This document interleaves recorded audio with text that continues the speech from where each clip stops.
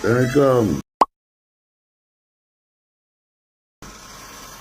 Apa yang jadi ni? Adik Sarah punya kes ni, Allahyarham.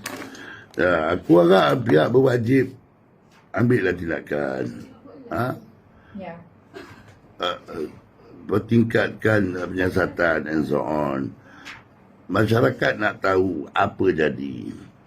Satu perkara yang menakutkan, kita hantar anak pergi sekolah supaya pandai, bukannya balik dalam body bag.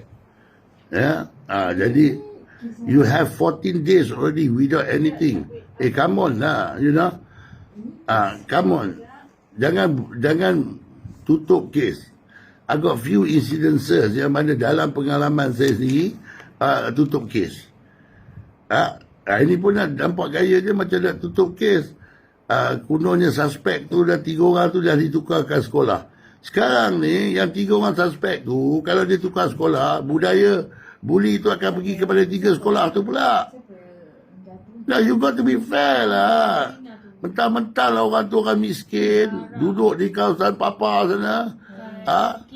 Kau boleh buat orang tu macam tu ke? Come on lah, please, for God's sake. For God's sake. Act. We want justice for her.